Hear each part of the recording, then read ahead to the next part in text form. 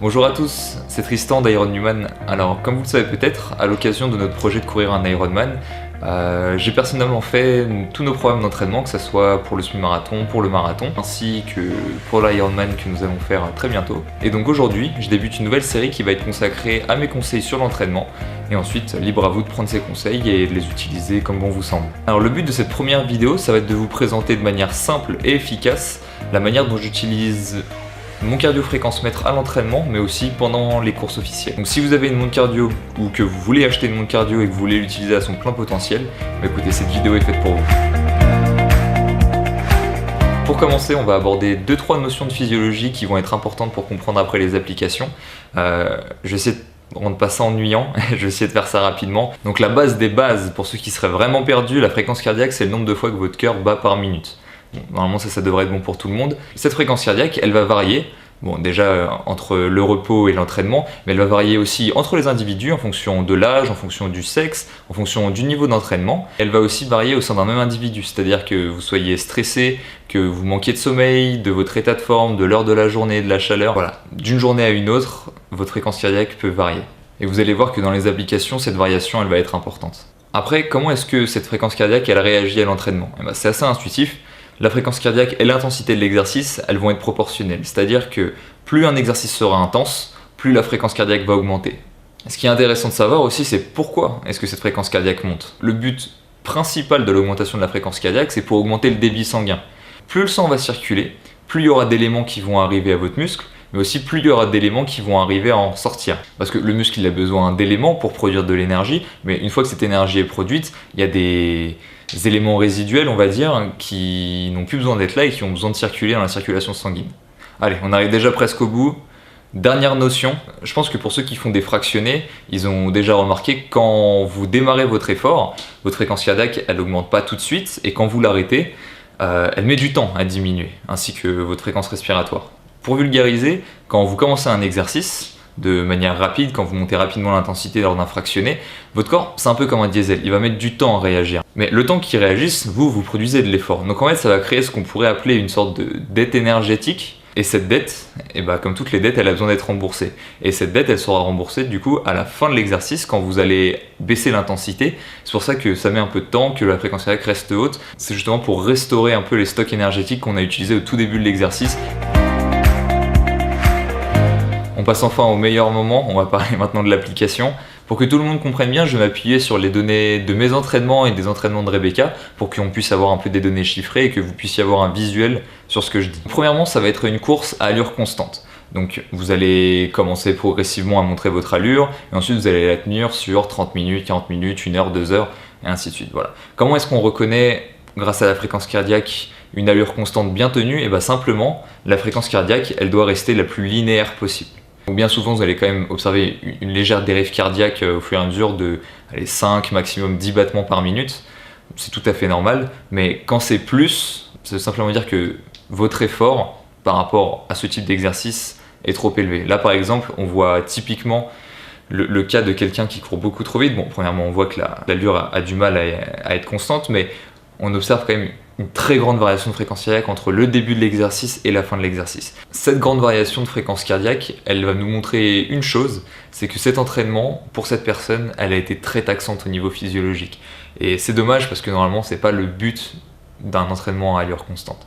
Ce qui veut dire que dans sa planification, déjà, là où il aurait dû ne pas utiliser trop d'énergie, il en a utilisé beaucoup. Et peut-être que ça va interférer avec un entraînement fractionné ou quelque chose comme ça. Voilà. Par contre, si vous courez à allure constante de manière régulière, vous allez pouvoir observer grâce à votre cardio-fréquence-mètre que d'un jour à l'autre, justement, votre fréquence cardiaque, elle va pouvoir varier de des fois 10 battements par minute. Et 10 battements par minute, ça reste pas négligeable. Et maintenant, pendant un fractionné. Alors là, sur le graphique, pendant un fractionné, on observe bien 2 phases. Premièrement, la phase de travail.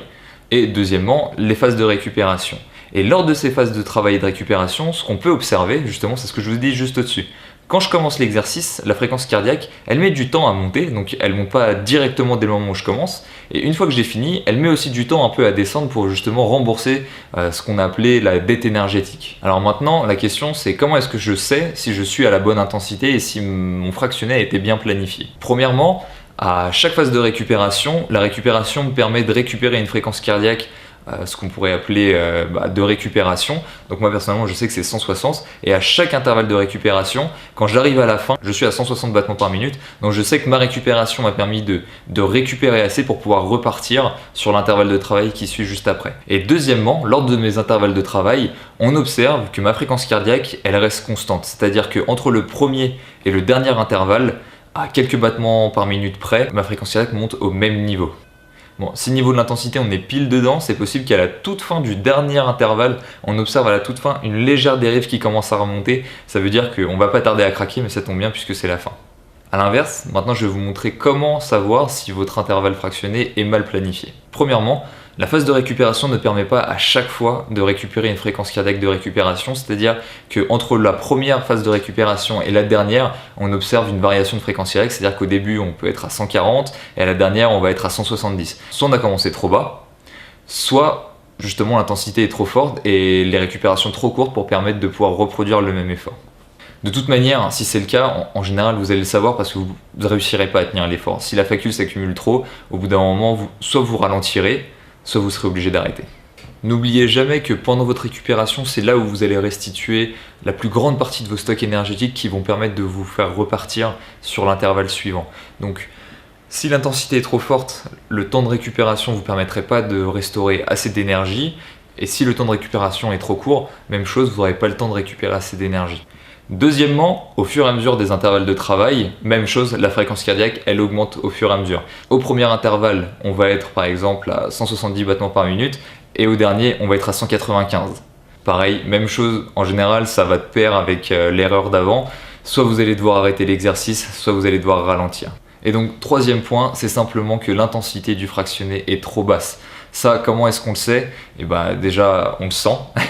Mais au-delà de ça, au niveau de la fréquence cardiaque, la récupération se fait très très rapidement, c'est-à-dire que par exemple imaginons on fait un 3 minutes, et bien dès les 30 premières secondes ou dès la première minute de récupération, on a déjà récupéré une fréquence cardiaque basse. Alors après les chiffres elles varient d'un individu à un autre. Et donc dernier point, pendant une compétition, à quoi peut nous servir la fréquence cardiaque? Eh bien on va prendre l'exemple de mon marathon.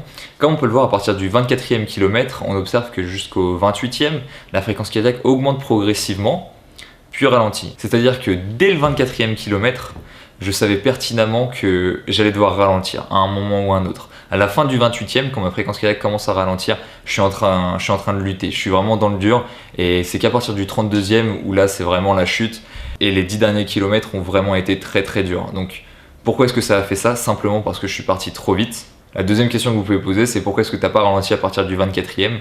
Et bien ça, très bonne question. Voilà, en tout cas ce qu'on peut en tirer comme leçon, c'est que 12 km avant la fin de l'épreuve, je savais que j'allais ralentir au bout d'un moment. Donc si on est dans une logique de finir dans des bonnes conditions grâce à la fréquence cardiaque, on peut avoir un feedback en direct et savoir si on doit ralentir, si on doit accélérer.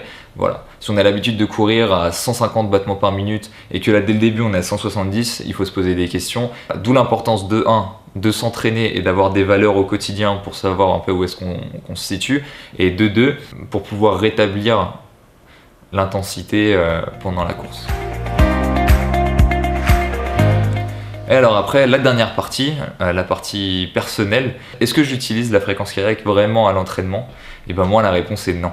Comme je l'ai dit, en fait d'un jour à l'autre, les variations de fréquence cardiaque peuvent être tellement grandes, donc vraiment à 10 ou même des fois 15 battements par minute, ça dépend, est-ce que vous avez beaucoup mangé, est-ce que vous avez mal dormi, que c'est très difficile de pouvoir quantifier un travail. C'est même impossible de pouvoir quantifier un travail avec la fréquence cardiaque. Si pendant un an je vous dis d'accord, aujourd'hui vous faites un intervalle à 170 battements par minute, et bah, qui vous dit qu'entre le premier et le dernier intervalle, les 170 battements, vous êtes allé plus vite, moins vite?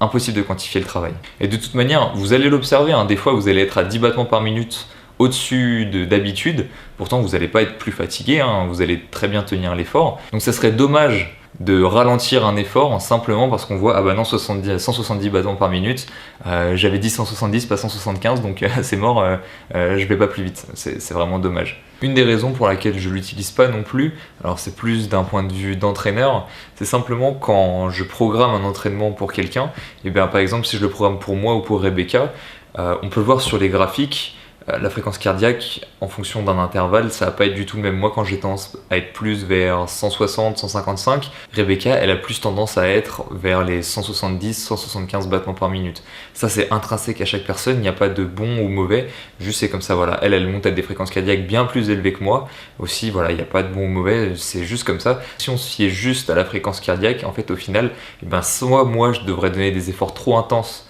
et de toute manière à l'entraînement j'arriverai pas à les tenir, soit Rebecca elle devrait faire des efforts trop faibles et elle progresserait simplement pas. Après évidemment même si je m'en sers pas comme référence de la fréquence cardiaque, je m'en sers comme indicateur. Moi mes séances je les planifie en fonction de mon allure, comme ça je suis sûr et certain de pouvoir progresser. Si d'une semaine à une autre ou d'un mois à un autre j'ai progressé de 5, 10 ou 15 secondes par kilomètre sur un même effort, je suis sûr d'avoir progressé. Alors que si je jugeais simplement en fonction de la fréquence cardiaque, et bah d'une semaine à un autre ou si ça va mal ou si ça va bien, au final j'ai aucun feedback sur mes résultats. Et dernier point, pourquoi je ne l'utilise pas, parce que moi ça me donne un feedback sur mon état général de fatigue. Si je me fixe quelque chose dans ma planification et que j'arrive pas à le tenir, et bah il faut que je commence à réfléchir. Est-ce que mon niveau d'intensité générale sur la semaine elle est trop forte? Est-ce qu'il faut que je commence à ralentir? Qu'est-ce qui a fait dans les derniers jours qu'aujourd'hui je suis fatigué et que j'arrive pas à tenir mon intensité? Voilà, c'est toutes ces questions que j'arrive à me poser, alors que si je me fiais simplement à la fréquence cardiaque, si je me fixe 170 battements, je me dis ah bah ouais c'est dur, et une deuxième journée je me dis ah bah oui c'est dur, mais peut-être qu'une journée j'étais 20 secondes de plus que l'autre, ou alors peut-être qu'une journée j'allais beaucoup plus vite, enfin voilà, vraiment il n'y a aucune quantification possible, et moi dans ma philosophie de l'entraînement, tout doit être quantifié pour être sûr de progresser. Et bien voilà, j'espère que cela vous a plu, j'espère que j'ai répondu à un maximum de questions dans la vidéo. Si vous en avez d'autres à propos de la fréquence cardiaque, n'hésitez pas à le mettre en commentaire. Si vous avez d'autres sujets sur lesquels vous aimeriez que je partage mon expérience, eh bien écoutez, mettez-les aussi en commentaire et puis j'y répondrai dans une prochaine vidéo. Merci à tous et à la prochaine.